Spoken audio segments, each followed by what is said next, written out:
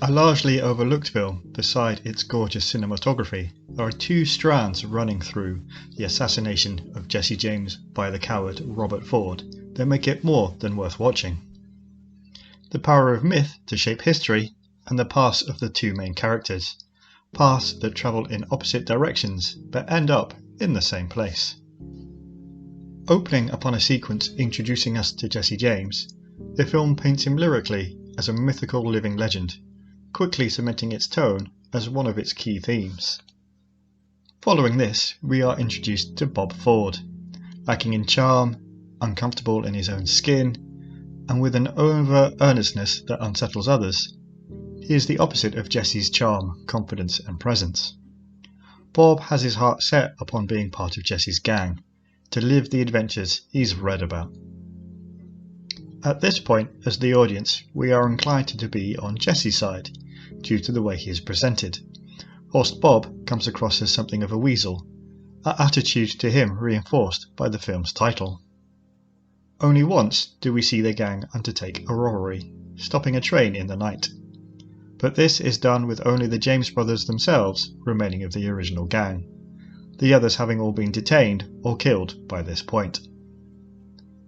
And it is the number of people that Jesse doesn't know well on the job that will lead to his paranoia. Afterwards, Bob is invited to travel to Jesse's home and spend some time helping around the house and with Jesse's errands. Bob interprets this as acceptance, to mean that he is now part of the James gang, an outlaw like the ones he's read about. However, Jesse's wife never takes to him, and there is a tension in his relationship with Jesse, who sees Bob as a tool, more than a colleague or friend. With some men caught after the robbery, Jesse grows concerned that they may inform the authorities of his part in the crime and of his whereabouts. Over time, this paranoia grows, and we see a very different side of him emerge. The cool, confident charm giving way to an ominous, dark nature. Jesse begins to kill those he sees as a threat. Bob, meanwhile, still thinks he can be truly Jesse's friend. An uncomfortable dinner sequence shows people almost in terror at Jesse's sudden appearance. During the sequence, Bob's idolization of Jesse is made fun of by all those around the table, including, crucially, by Jesse himself. And so, as time goes by, our views of the two men shift. Bob, no longer that over-ambitious creep, but a young man now seemingly dangerously in over his head. Jesse, no longer the charming, roguish outlaw for the people, but a deeply dangerous sociopath. Transitions helped no end by excellent performances from Casey Affleck and Brad Pitt in the lead roles. Pitt, in particular, gives a masterful performance of quiet menace. The change underscored by the moments of violence from Jesse that we've seen throughout.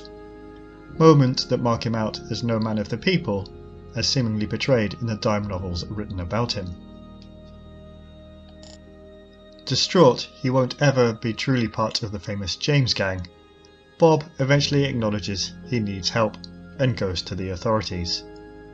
However, he finds he's not welcome in polite society any more than he was welcome in the gang.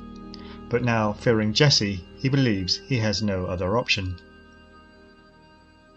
The sequence that builds up to the assassination itself is nerve-shreddingly tense. We know what is going to happen, so the tension comes from the three men involved.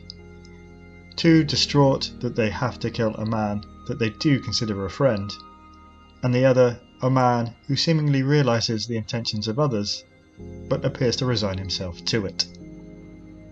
Upon his death, Jesse James was mourned as if he was a hero, thanks in large to a reputation created by fictionalizations of his activities, stories that created a myth around the man.